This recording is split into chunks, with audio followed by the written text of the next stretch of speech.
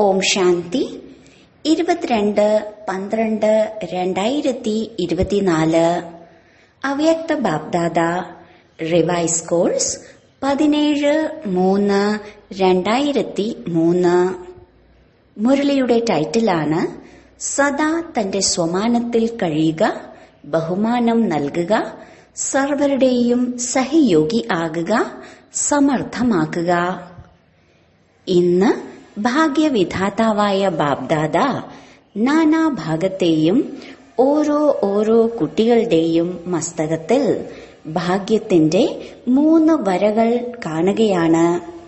ഒന്ന് പരമാത്മാ പാലനയുടെ ഭാഗ്യശാലി രേഖ, രണ്ടാമത് സത് ശിക്ഷകന്റെ ശ്രേഷ്ഠ ശിക്ഷണത്തിന്റെ ഭാഗ്യശാലി രേഖ, മൂന്നാമത് ശ്രീമതത്തിന്റെ തിളങ്ങുന്ന രേഖ.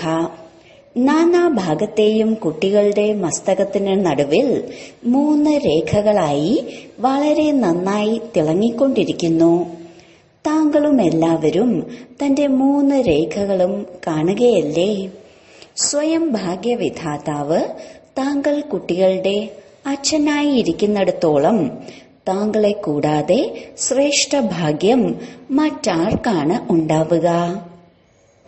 ബാപ്ദാദ കണ്ടുകൊണ്ടിരിക്കുകയാണ്, വിശ്വത്തിലെ അനേകം കോടി ആത്മാക്കളുണ്ട്. എന്നാൽ ആ കോടികളിൽ നിന്ന് 6 ലക്ഷം പരിവാരം. എത്ര കുറവാണ്! കോടിയിലും ചിലരായില്ലേ? അങ്ങനെ ഓരോ മാനവരുടെയും ജീവിതത്തിൽ ഈ 3 കാര്യങ്ങൾ പാലന, പഠിത്തം, ശ്രീമതം, ഈ 3 കാര്യങ്ങളുടെയും ആവശ്യമുണ്ട്. എന്നാൽ ഈ പരമാത്മാ പാലനയും ദേവാത്മാക്കൾ അഥവാ മനുഷ്യാത്മാക്കളുടെ മതം പാലന പഠിപ്പിലും രാത്രിയുടെയും പകലിന്റെയും വ്യത്യാസമുണ്ട്. അപ്പോൾ ഇത്രയും ശ്രേഷ്ഠ ഭാഗ്യം സങ്കല്പത്തിൽ പോലും ഉണ്ടായിരുന്നില്ല. എന്നാൽ ഇപ്പോൾ ഓരോരുത്തരുടെയും ഹൃദയം പാടുകയാണ്, നേടിക്കഴിഞ്ഞു. നേടിക്കഴിഞ്ഞുവോ? നേടണമോ? എന്തു പറയും? നേടിയില്ലേ? ബാബയും ഇങ്ങനെയുള്ള കുട്ടികളുടെ ഭാഗ്യം കണ്ട് ഹർഷിതമാകുകയാണ്. കുട്ടികൾ പറയുന്നു, ആഹാ ബാബ, ആഹാ. ബാബ പറയുന്നു, ആഹാ കുട്ടികളെ, ആഹാ. ഇതേ ഭാഗ്യം കേവലം സ്മൃതിയിൽ വെക്കരുത്, എന്നാൽ സദാ സ്മൃതി സ്വരൂപമാകണം. പല കുട്ടികളും ആലോചിക്കുന്നത് വളരെ നന്നായിട്ടാണ്. എന്നാൽ ആലോചന സ്വരൂപമാകരുത്, സ്മൃതി സ്വരൂപമാകണം. സ്മൃതി സ്വരൂപത്തിൽ നിന്ന് സമർത്ഥ സ്വരൂപം.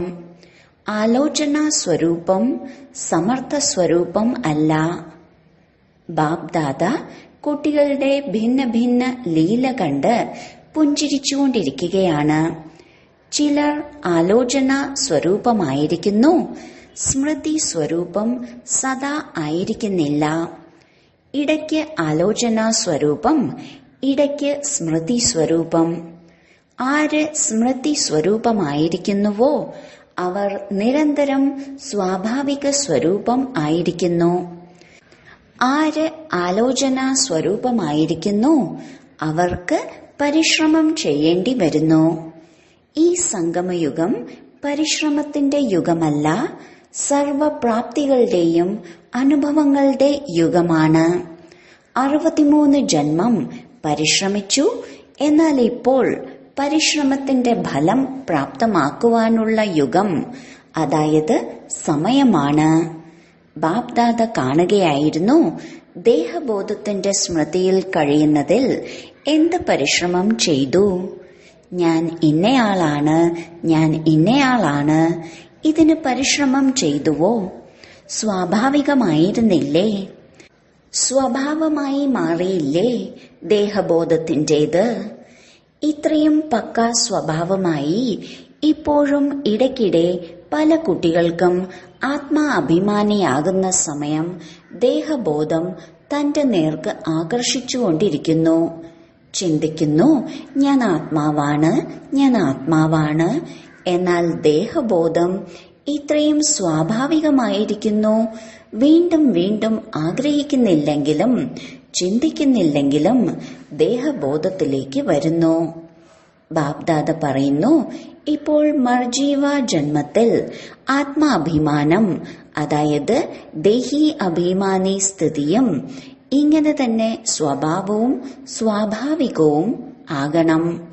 പരിശ്രമിക്കേണ്ടി വരരുത്, ഞാൻ ആത്മാവാണ്, ഞാൻ ആത്മാവാണ് എന്ന്.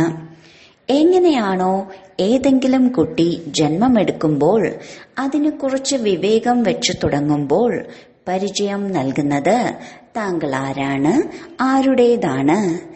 ഇതുപോലെ ബ്രാഹ്മണ ജന്മമെടുത്തുവെങ്കിൽ താങ്കൾ ബ്രാഹ്മണ കുട്ടികൾക്ക് ജനിച്ച ഉടൻ എന്ത് പരിചയം ലഭിച്ചു? താങ്കൾ ആരാണ്?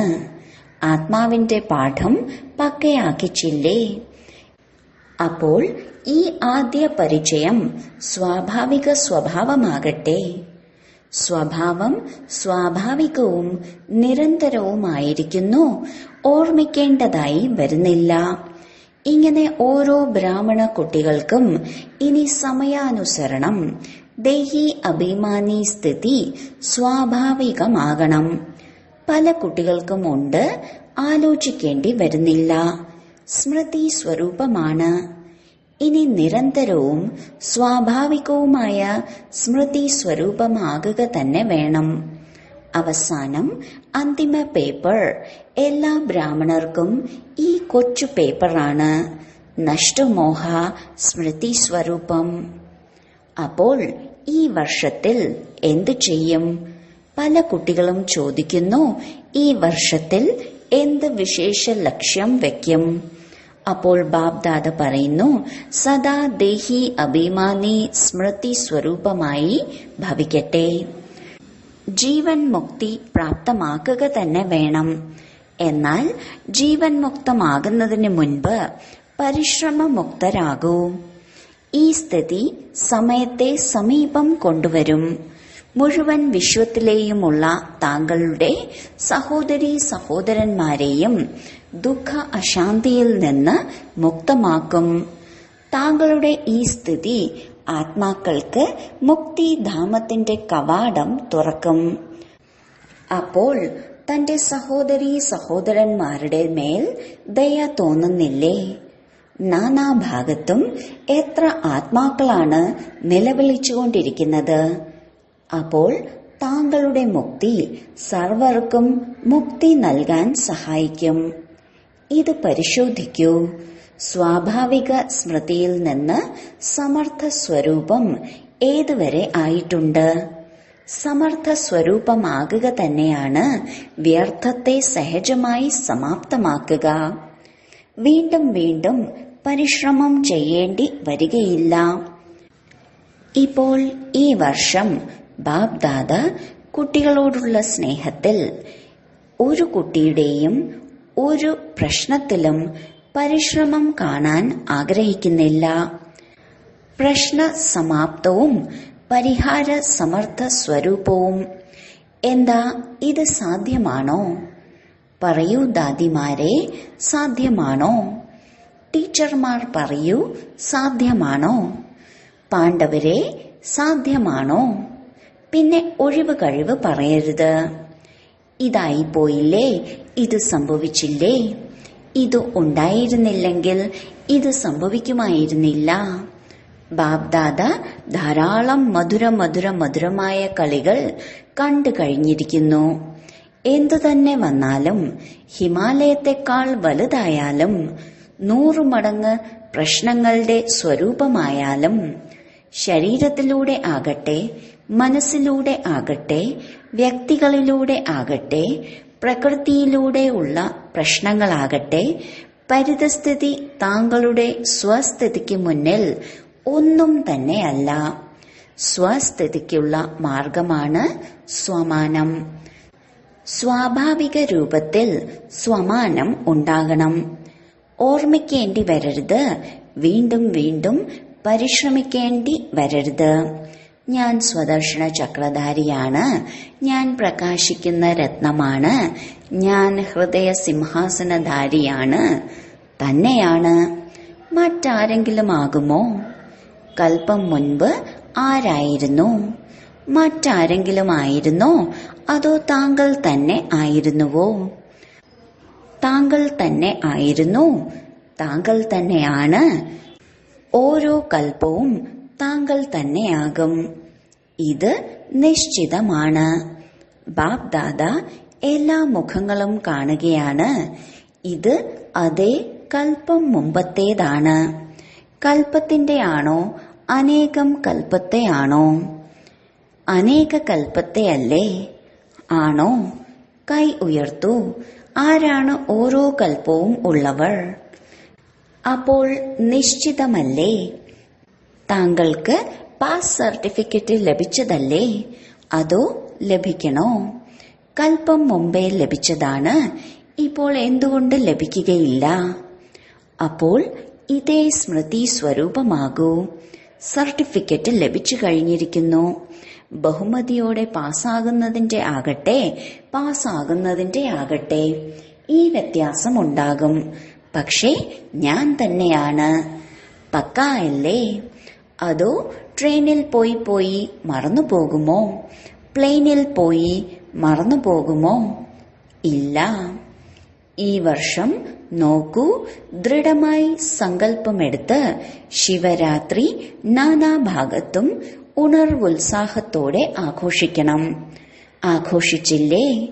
ദൃഢസങ്കല്പത്തിലൂടെ എന്ത് ചിന്തിച്ചുവോ അത് നടന്നില്ലേ? അപ്പോൾ ഇത് ഏത് കാര്യത്തിന്റെ അത്ഭുതമാണ്? ഏകതയും ദൃഢതയും. ചിന്തിച്ചിരുന്നു 67 പരിപാടികൾ ചെയ്യുവാൻ. പക്ഷേ ബാപ് ദാദ കണ്ടു അതിലും കൂടുതൽ പല കുട്ടികളും പരിപാടികൾ ചെയ്തു. ഇതാണ് സമർത്ഥ സ്വരൂപത്തിന്റെ ലക്ഷണം. ഉണർവുത്സാഹത്തിന്റെ പ്രത്യക്ഷ പ്രമാണം. സ്വതവേ തന്നെ നാനാഭാഗത്തും ചെയ്തുവല്ലോ. ഇങ്ങനെ തന്നെ എല്ലാവരും ചേർന്ന് പരസ്പരം ധൈര്യം കൂട്ടി ഈ സങ്കല്പം ചെയ്യൂ. ഇനി സമയത്തെ സമീപം കൊണ്ടുവരിക തന്നെ വേണം. ആത്മാക്കൾക്ക് മുക്തി നൽകണം. എന്നാൽ അപ്പോഴാണ് സംഭവിക്കുക എപ്പോഴാണോ താങ്കൾ ചിന്തിക്കുന്നത് സ്മൃതി സ്വരൂപത്തിലേക്ക് കൊണ്ടുവരുമ്പോൾ. ബാപ് ദാദ കേട്ടു, വിദേശികൾക്കും വിശേഷ സ്നേഹമിലനം അഥവാ മീറ്റിംഗ് ഉണ്ട്. ഭാരതീയരുടെയും മീറ്റിംഗ് ഉണ്ട്. അപ്പോൾ മീറ്റിംഗിൽ കേവലം സേവനത്തിന്റെ പദ്ധതി ഉണ്ടാക്കരുത്. ഉണ്ടാക്കണം, എന്നാൽ സന്തുലനത്തോടെ ഉണ്ടാക്കണം. ഇങ്ങനെ പരസ്പരം സഹയോഗി ആകൂ. എല്ലാവരും മാസ്റ്റർ സർവശക്തിവാനായി മുന്നോട്ട് പറന്നു പോകണം. ദാതാവായി സഹയോഗം നൽകൂ. പ്രശ്നങ്ങളെ നോക്കരുത്, സഹയോഗിയാകൂ. സ്വമാനത്തിൽ കഴിയൂ. ബഹുമാനം നൽകി സഹയോഗിയാകൂ.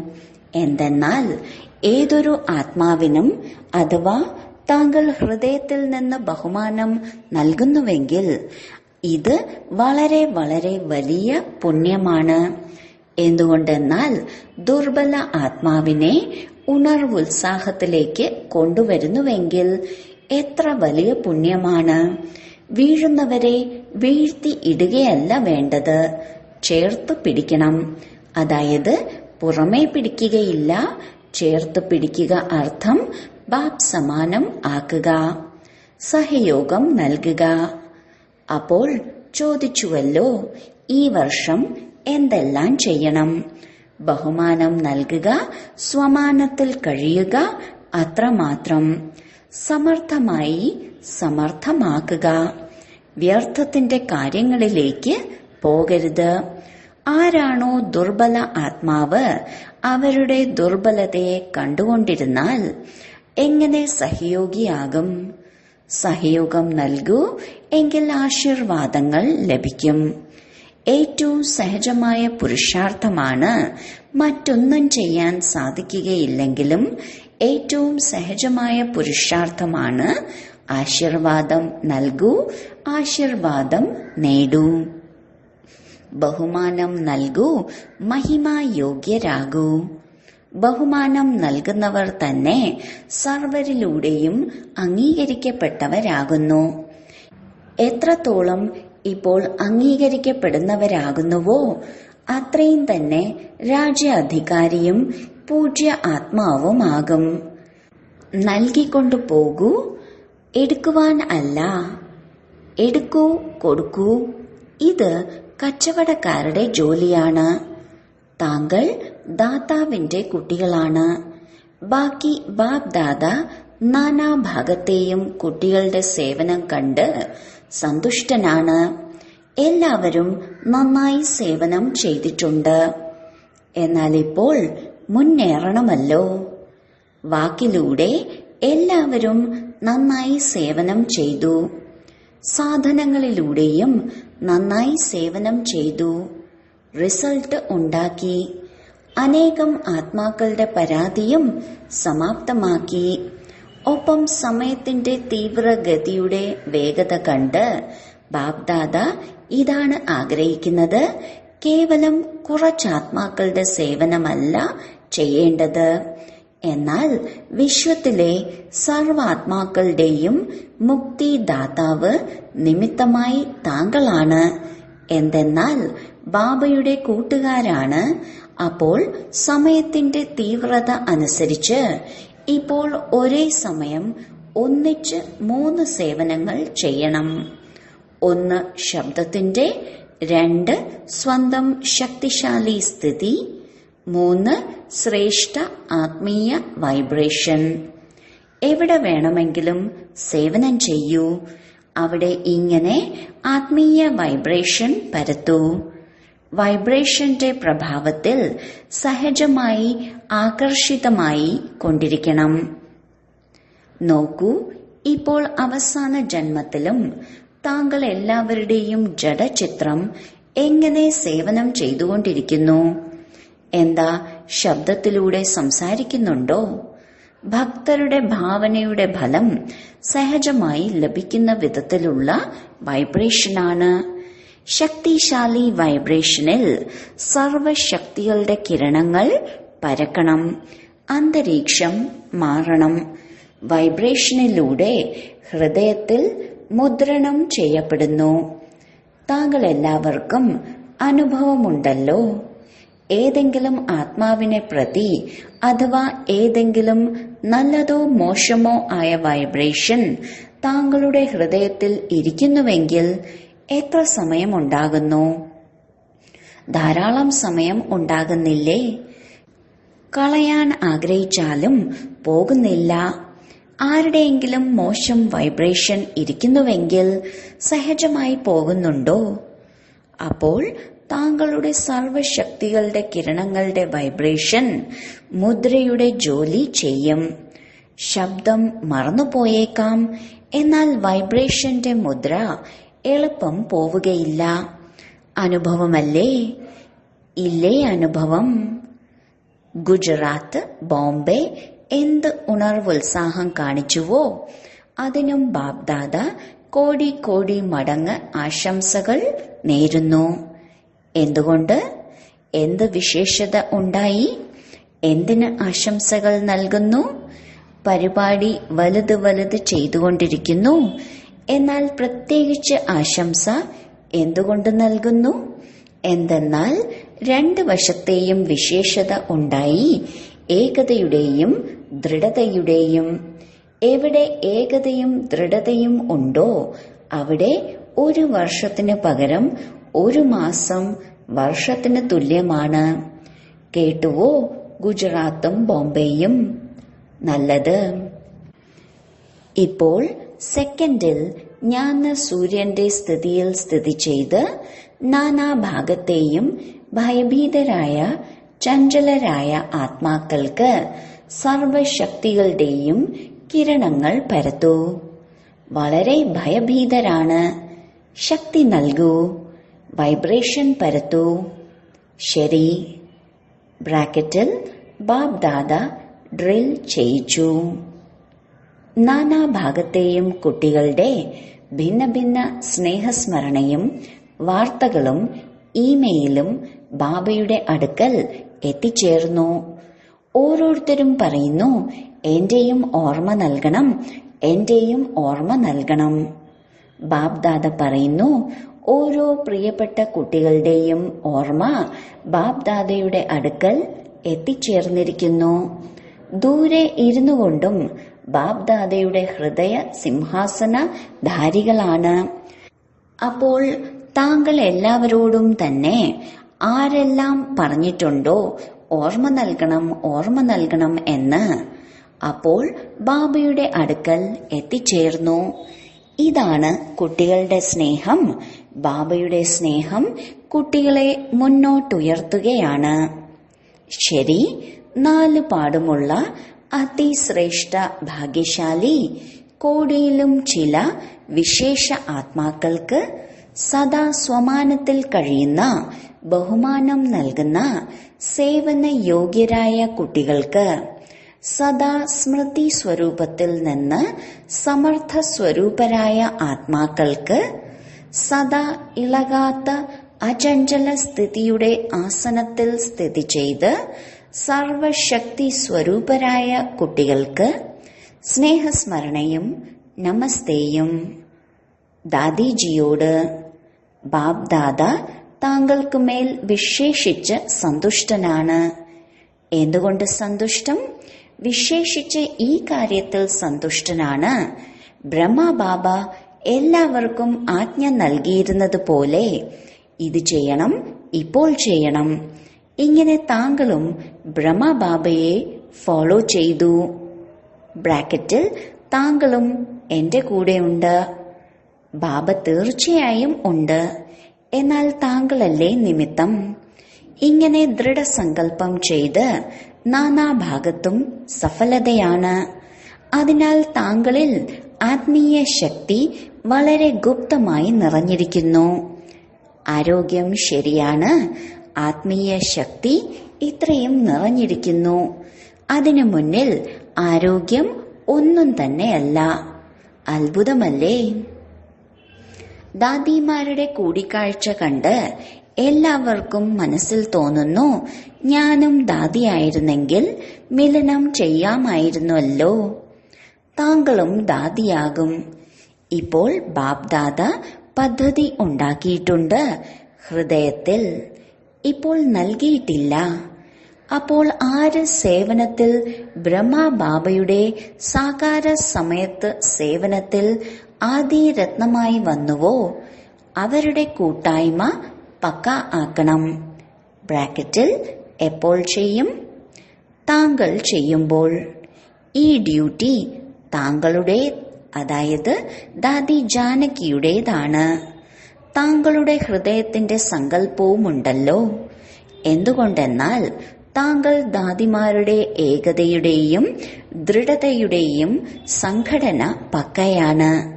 ഇങ്ങനെ ആദി സേവനത്തിന്റെ രത്നങ്ങളുടെ സംഘടന പക്ക ആകണം. ഇതിന്റെ വളരെ വളരെ ആവശ്യമുണ്ട്. എന്തെന്നാൽ സേവനം വർദ്ധിക്കുക തന്നെ വേണം. അപ്പോൾ സംഘടനയുടെ ശക്തിക്ക് എന്ത് വേണമോ അത് ചെയ്യാൻ സാധിക്കും. സംഘടനയുടെ ലക്ഷണത്തിന്റെ ഓർമ്മചിഹ്നമാണ് പഞ്ചപാണ്ഡവർ. 5 പക്ഷേ സംഘടനയുടെ അടയാളമാണ്. ശരി, ഇപ്പോൾ ആരാണോ സാകാര ബ്രഹ്മാവിന്റേതായിട്ട് സേവനത്തിന് വേണ്ടി സെന്ററിൽ കഴിയുന്നത്, സേവനത്തിൽ മുഴുകിയിരിക്കുന്നത്, അവർ എഴുന്നേൽക്കൂ. സഹോദരന്മാരുമുണ്ട്. പാണ്ഡവരെ കൂടാതെ ഗതിയില്ല. ഇവിടെ കുറച്ചുപേരേ ഉള്ളൂ, എന്നാൽ ഇനിയുമുണ്ട്. സംഘടനയെ ചേർത്ത് നിർത്തുവാനുള്ള ഉത്തരവാദിത്വം ഇവരുടേത്, അതായത് ദാദി ജാനകിയുടേത് ആണ്. ഇവർ, അതായത് ദാദി, നട്ടെല്ലാണ്. വളരെ നല്ല നല്ല രത്നങ്ങളാണ്. ശരി, എല്ലാം ശരിയാണ്. എന്തു തന്നെ ചെയ്താലും താങ്കളുടെ സംഘടനയുടെ മഹാനതയാണ്. കോട്ട ശക്തിശാലിയാണ്. ശരി. വരദാനം: സ്വമാനത്തിന്റെ സീറ്റിൽ സെറ്റായി ഓരോ പരിതസ്ഥിതിയെയും മറികടക്കുന്ന സദാ വിജയിയായി ഭവിക്കട്ടെ. സദാ തന്റെ ഈ സ്വമാനത്തിന്റെ സീറ്റിൽ സ്ഥിതി ചെയ്യൂ. ഞാൻ വിജയി രത്നമാണ്. മാസ്റ്റർ സർവശക്തിവാനാണ്. അപ്പോൾ സീറ്റിനനുസരിച്ചുള്ള ലക്ഷണം വരുന്നു. ഏതൊരു പരിതസ്ഥിതി മുന്നിൽ വരുന്നുവെങ്കിലും സെക്കൻഡിൽ തന്റെ ഈ സീറ്റിൽ സെറ്റാവൂ. സീറ്റിലിരിക്കുന്നവരുടെ ആജ്ഞയാണ് അംഗീകരിക്കേണ്ടത്. സീറ്റിലിരിക്കൂ, എങ്കിൽ വിജയിയായി മാറും. സംഗമയുഗമാണ്, സദാ വിജയിയാകാനുള്ള യുഗം. ഈ യുഗത്തിന് വരദാനമുണ്ട്. അപ്പോൾ വരദാനിയായി വിജയിയാകൂ. സ്ലോഗൻ: സർവ ആസക്തികൾക്കും മേൽ വിജയം പ്രാപ്തമാക്കുന്നവരാണ് ശിവശക്തി പാണ്ഡവസേന. ഓം ശാന്തി.